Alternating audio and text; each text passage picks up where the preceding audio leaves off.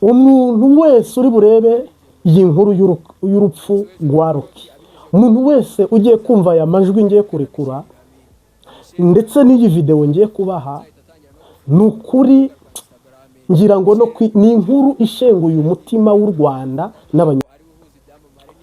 ni inkuru ishenguye umutima, ni inkuru y'agahinda n'akababaro kubw'urupfu rwa Rocky.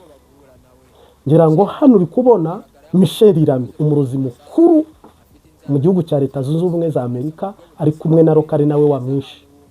Uyu Michel Irami niwe wishe Rocky, ariko Nyabarongo yica uwiyizaniye. Indi nkuru y'akababaro urabona hano nanone, urabona idini ry'abadayimoni ryamaze kugera i Kigali. Aba ni abakobwa, iyi ni korali, ni idini ryaje rizanana riva muri Kongo. Bari kuririmba bambaye ubusa, yenda ndi bubareke mu byumvirize. Hamwe bavuga mu Cyongereza, andi bavuga mu Giswahili, andi bavuga mu Iringara. Rocky we ni mu Kinyarwanda. Mu by'ukuri ni inkuru mbi ku Rwanda, ni inkuru mbi ku Banyarwanda. Iri dini ari mwene data turi kuvugana, ngiye ku Kigali gihe binjyane, kuko ntabwo narindi Kigali. Hari umuntu wambwiye ko aho bari naho bari gukorera umuntu ashobora kuhagera agakamera. Ariko niba Abanyarwanda badasenze, uru ni urupfu rubaziye. Niba Burundi budasenze, ubujo niho bizashika. Cyangwa ariko naho higeze hajyayo idini rivuye muri Nigeria, nkibayo 2016 bigeze bandarika ngo ry'Abanyanigeria naryo binugwanugwa ko rikorerwa mu imigenzo y'abafirimaso na Illuminati na Kristo. Mu by'ukuri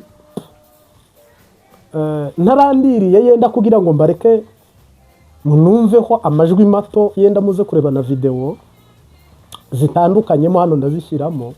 Ni inkuru y'akababaro vrema, tureke guhendana, ni inkuru y'akababaro y'agacamugongo. Rocky abamuzi baramuzi, Rocky abamumenye mwaramumenye nk'umusobanuzi wa filime, akaba n'umukreator kotete kuri YouTube mu biganiro bitandukanye. None rero navuga ngo ni inkuru mbi mu matwi no mu maso no mu minwe y'Abanyarwanda. Ibi ntabwo bibaho, impossible. Kuko gushakira ubuzima kurimbura ubugingo bwawe, ushaka icyubahiro, amafaranga, views, ukarimbura ubugingo bwawe. Que problème Rocky. Je nk'umufana rero wajyaga ibikorwa bya Rocky bimwe na bimwe bishyigikira, kuko na kare nahoze ndeba ahantu ngo yagiye kureba inzu, ariko ubwo si kare ni ejo hashize. Uyu Rocky nta wizigaga ibi bintu, uko nawe yadutenguhuko akinjira kwa shitani, akinjira mu miryango y'Illuminati, y'abafirimaso, yati Kristo vrema udukwegera karambaraye, uduhamagarira umwaka mu gihugu, duhamagarira inyatsi mu gihugu, uduteze ibibazo kuri uru rwego, uduteze utumara amazi. Erega navuga ngo ahubwo ibi ngira ngo buse ndabivuga ngo iki, ahubwo bihitane wowe nyine byo. Ibi bikwiye kuba bihiga uwabihamagaye, kuko kimamya ko Abanyarwanda basenga Imana, ntabwo basenga Bayali, nta nubwo basenga Dagoni, nta nubwo basenga Ashera. Vrema chano ya Rocky niyo chano ikuriye izindi mu Rwanda, ntabwo ari ifite abasabu benshi, ariko nayo yamaze kuzuza miliyoni y'abasubscribe cyangwa abanyamuryango. Rocky ni umusobanuzi wa filime mu Rwanda, abamuzi. Rocky keshi na keshi nibyo nyine yigitaka imomo, ariko inkuru y'akababaro cyangwa se ishenguye imitima y'abanyarwanda, inkuru ishenguye umutima w'umuntu wese cyangwa se ukunda rock, uzi rock, ni ukumva rock yageze muri Illuminati. Kandi Illuminati ntabwo itandukana na Antikristo, kandi Antikristo ntitandukana na Freemason. Navuga ngo rock, uyu muroze Croix bari kumwe w'umukecuru cyangwa se w'umunyekuru w'umurozi wa mbere muri Amerika, uyu niwe se w'abazima akaba na nyina w'abazimu muri Leta Zunze Ubumwe za Amerika. Ndetse n'iki kiganiro ntimugire ngo nuko tuba dusenga ubundi cyakora no ku muntu. Kumena amabanga nk'aya ni ikintu kitoroshye. Rocky ubwo yagaragaraga, navuga mu Rwanda, mu basitari bagaragaye bifotozanyije n'uyu munyokuru wa mbere abaye Rocky. Uyu Rocky ni Rocky navuga ngo abantu ntibabyiziga.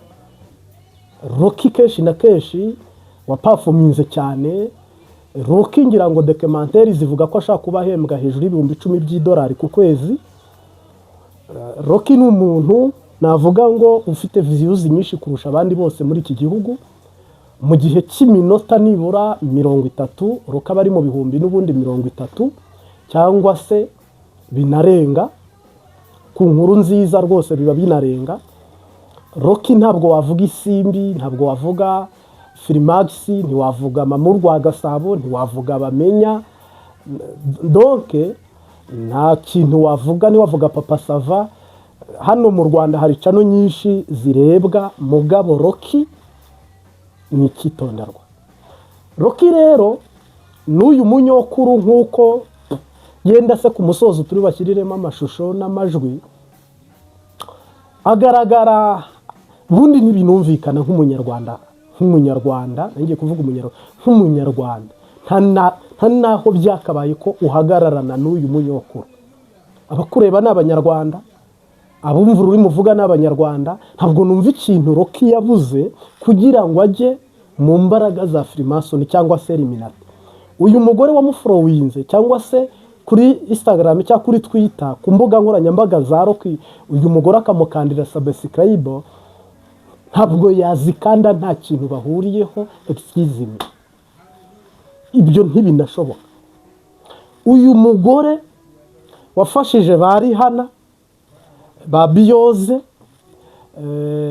bari Crosse ndetse n'abandi basitari bakomeye bo muri Amerika, mwe muzi no kundusha nk'ababayo nabize.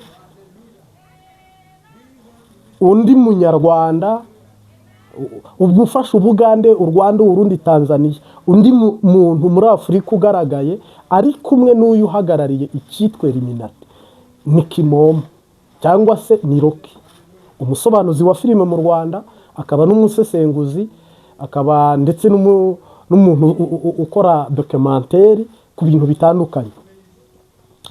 Rocky amaze iminsi muri circulation muri Amerika, nta hantu atageze. Abakurikiranye amafoto yagiye aduha, ibiganiro yagiye akora, video yagiye yifata, bamwe bakavuga ngo ni umufiyasa hafite wahamutembereje, abandi bakavuga ati Rocky yishyikira ku cyicaro cya YouTube muri Amerika cyangwa se cya Google, ariko by'umwihariko ishami rya YouTube.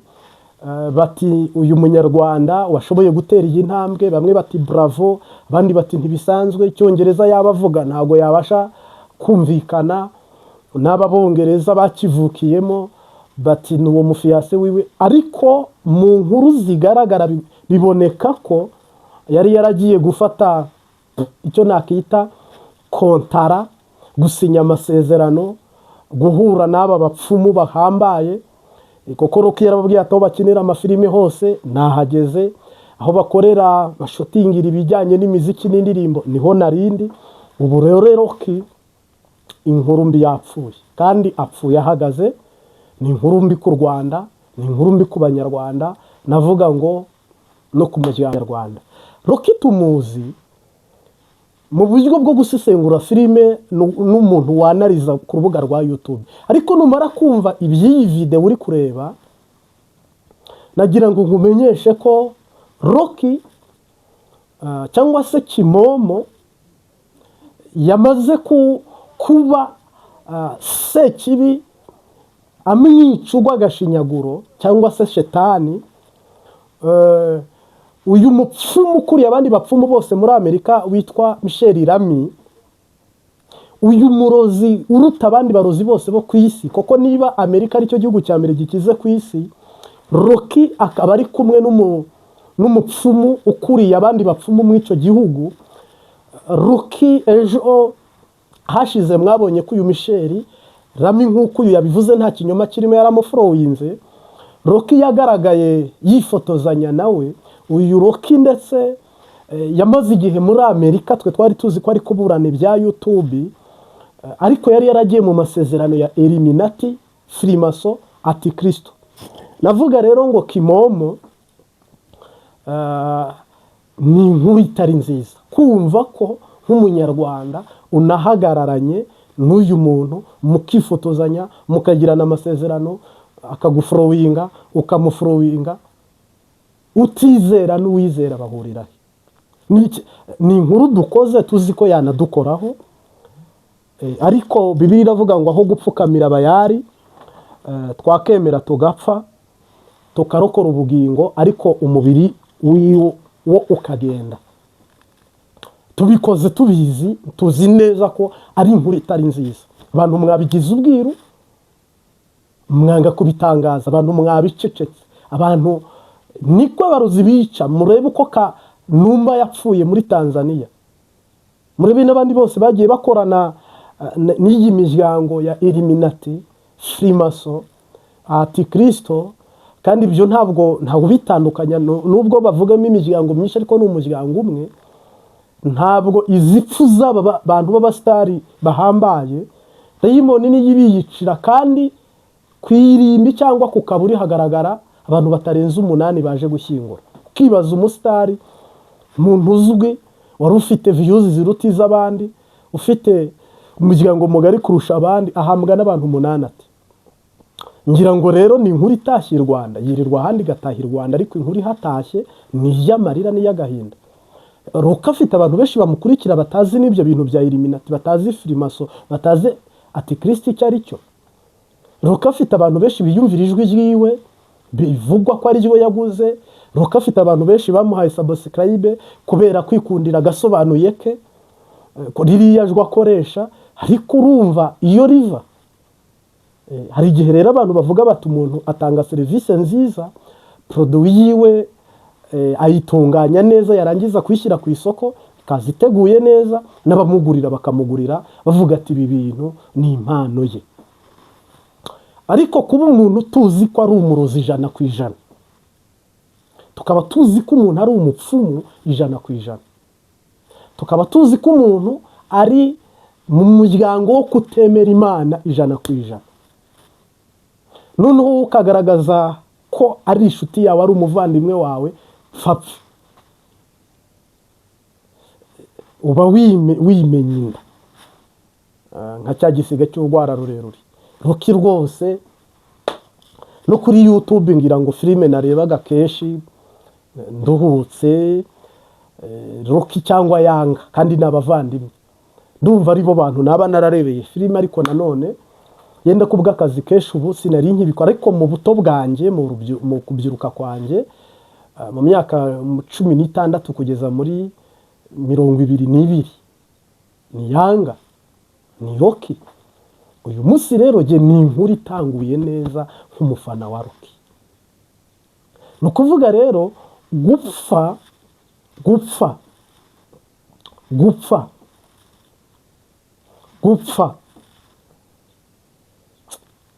mu buryo bwa roho, gupfa mu buryo bw'ubugingo nibwo rupfu ruruta urupfu rwo mu mubiri. Yesu ruvuze ngo mutinye icyica ubugingo bwawe, ariko icyica imibiri ya mukihoze, kuko icyo gifite iherezo. Uyu munsi wa none Kimomo, ngira ngo hano mwabonyemo inkuru zigeze muri 2. Harimo inkuru y'idini rya Shetani iri kuvugwa ko ryageze i Kigali. Iri dini ry'abadayimoni tutaramenya inzu riri gukoreramo, ariko je sinkuye no kuyimenya, ariko kuhamenya kwanjye no kugira ngo ndyamaganire kure, dusengera u Rwanda, dusengera u Burundi n'ibindi bihugu mukunda, nta hantu shitani akwiye kubona konegisiyo, nta hantu shitani akwiye gusengera. Ubundi se abizera cyangwa se abantu bubaha Imana, kuko ukorera shitani ntago byanditse mu gahanga, ugikuzimu ntago byanditse mu gahanga, firimaso cyangwa eliminati cyangwa antikristo ntabwo byanditse mu gahanga, ubwo n'ibimenyetso ntushaka kumbwira rero ngo umuntu aratinyuka agahagarara kuri karotari yambaye ikariso mu rurimi rw'icyongereza agasemerera. Imbere hari abamama, hino hari abagabo baratazera mukama w'ikigongo. Hajya Imana ngo yababyaye mwambaye ubusa, mugomba no kubaho mwambaye ubundi busa, n'akataraza kazaza.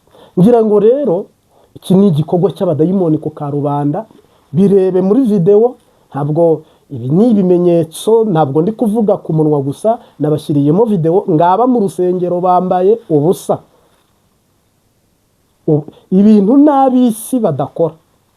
Bajya mwita abapagani, hari ubupagane ariko hari no kuba ufitanye amasezerano na shitani, uri umukozi wa shitani.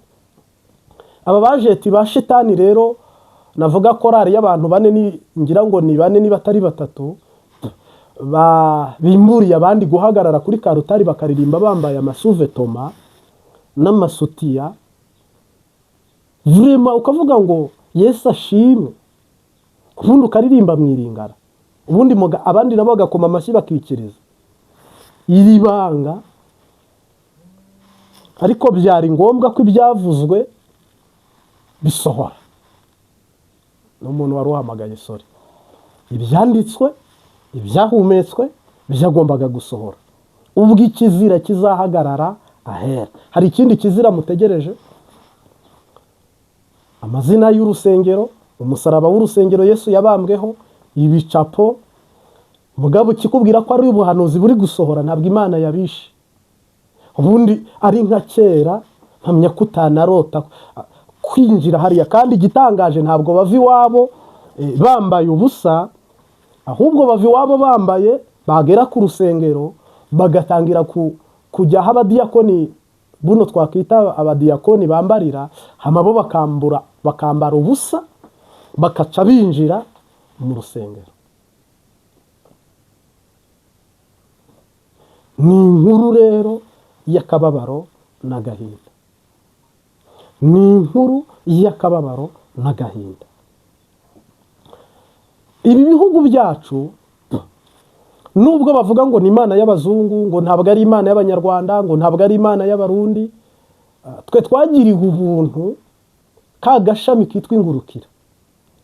Ntabwo Yesu yaziye abisi, Yesu yaziye twe, turamutahura turamumenya. Ibyo byuko uvuga ngo Yesu ni uw'abazungu, kavuga ngo ngira ngo mbe niwe w'abanyarwanda, ngo kiranka niwe w'abarundi, abakristo ahubwo dusa naho turangaye. Rega ntimutinde muri politike ngo politiki batware, ntimutinde mu bya football ngo bibatware, ntimutinde muri biriya na biriya ngo mwibagirwe iyi nzira twerekejemo yerekeye Yerusalemu. Aba ni abambaye ubusa mu rusengero, aba ni abambaye ubusa mu rusengero, aba ni abambaye ubusa mu rusengero. Rero aba bari mu ivugabutumwa ryo gukangurira abantu kwambara ubusa, nimuhura uzabirinde, ariko bavugira ubutumwa shetani. Kandi kwambara uku, uriya ni umudayimoni ubuje guhabwa imbaraga mu rusengero. Kiriya ni ikibatirizo bari kubatizamo abadayimoni, ziriya ni imbaraga bari guha abadayimoni. Hari abantu babaswe n'imyuka mibi y'ubusambanyi mu bijyanye n'abagore. Dore ngukuriya uko bacanira abadayimoni, bakabakarishya bakabacyaza, noneho shitani yagera ku bagabo agatemesha umuhoro wa mugi yombi, akabagisha inkota ya mugi yombi. Idini ry'abadayimoni, idini ya shetani, idini y'ukuzimu, idini ya eliminati. Ni ukuvuga ngo akaga wasiwugwishije ishyano manukiwe numubaje kwica no kurimbura. Uru rusengero rw'abadayimoni buriya hara ntibigutangaze harimo inzoka, ntibigutangaze hariya harimo ibintu biri protection y'ukuntu umuntu uri kubwiriza akavuga ngo ni liberté, ngo ni demokarasi, ngo ni ubwigenge, ngo ni ukwibohora, ngo abagore muze mwambaye ubusa, hazabona ishyano utega igisitazi imbere ya mugenzi we. Hamase ubwo twaba turi kubwiriza iki? Hamase mu buriro ubwo abambara baba niba Imana yararemye ibicoce rikambika Adamu, ikarema ibicoce rikambika Eva, nyuma yaho aba bantu bambaye ubusa, bakinjira mu rusengero, uwarwubatse agashora amafaranga yo kurwubaka, akagura ibyuma, agashyiramo mikoro, agashyiramo intebe z'umweru, akagira protokole nk'iyi wabonye, agahagarara kuri kartari akakereya korari y'abambaye ubusa. Mu by'ukuri turetse guhendana, si inkuru ibabaje, ni inkuru iteye agahinda, ni inkuru utabona no kusigura cyangwa kusobanura. Oyaye, aba ni abadayimoni bambaye inyama, ariko mo imbere ni abadayimoni. Mwe muri kubabona kuriya, ariko aba ni abadayimoni bambaye inyama. Reka nongereho ngo n'amaraso. Aya ni amashitani isi yatewe, kandi byatangiriye muri Kongo, none ngo byaba byageze Kigali.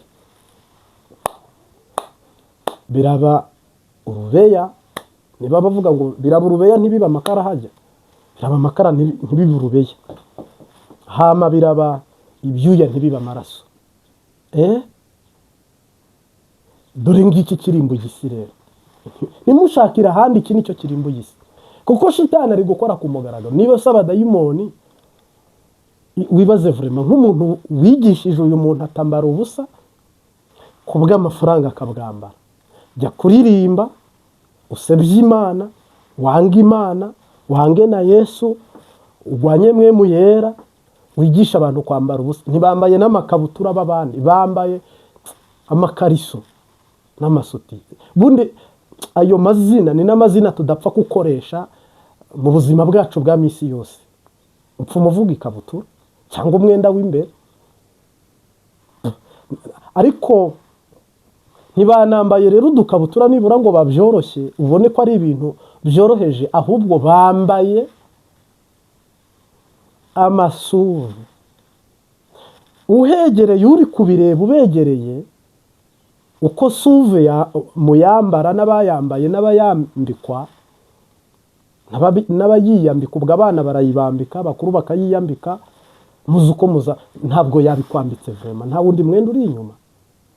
Afazari ibutura cyangwa ikabutura, afazari ipantaro. Uzi ko no kwambara isengeri nabyo bitemewe. Ubuse sinakabaye nza nanjye nkashyiramo isengeri nkajya mvuga inti ndi general, ariko birabujijwe. Ariko ikizira ubwo muzabona gihagaze ahera. Ngikirere iki nicyo bita ikizira. Icyakorejo ejo nzaneka ahantu urusengero uri gukorera, ejo nzamenya ahantu rwaba rwururukiye cyangwa rwaba rwageze. Ngira ngo umuntu wampaye iyi video ambwiye ngo aba bantu wamenye ko bageze i Kigali, ntabwo mbizi. Iyi rero niyo bita imiryango y'ikuzimu cyangwa se abadayimoni, imiryango ya gishitani. Hallelujah. Let's welcome them. As the committee leader, praise and worship. Hallelujah.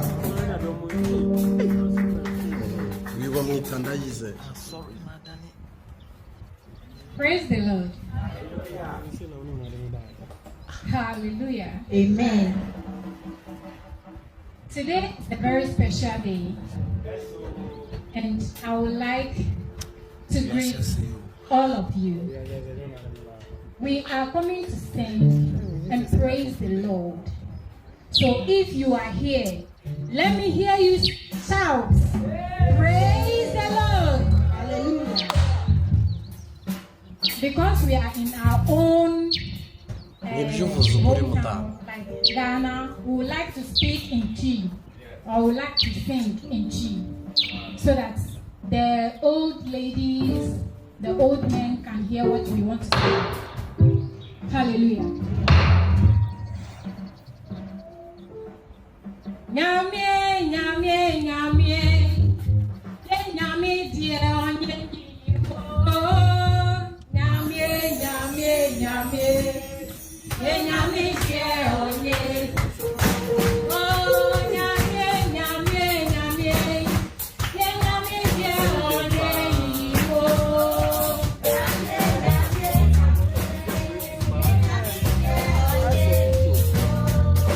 Nyamie, nyamie, nyamie,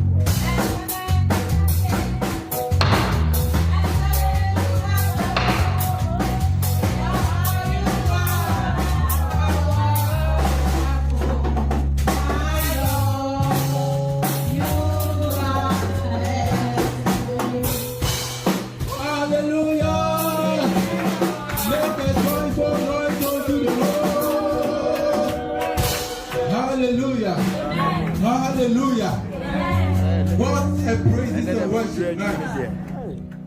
What a praises and worship night. You cannot get this anywhere in the whole world. Hallelujah. Hallelujah. What do we tell our international voices? God bless you. Hallelujah. Hallelujah. We are getting to a very important point where I want everybody to be seated, be in the spirit.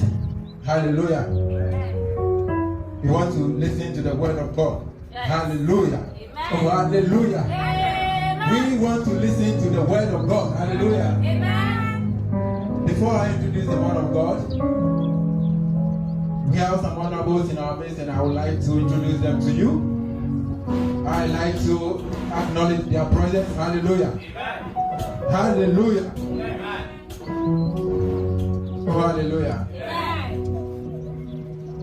We have our midst. We have in our midst. Hallelujah. Can we stop the movement and be in the spirit? Hallelujah. Let's stop the movement and be in the spirit. God is here. Hallelujah. We have in our midst. Komeje kwibaza niba Rocky yaragurishije ubugingo bwe kuri Sekibi akaba yarinjiye muri Illuminati. Ku munsi w'ejo nibwo Rocky abinyujije ku mbuga nkoranyambaga yashyize hanze amafoto ari kumwe na Michelle Rami.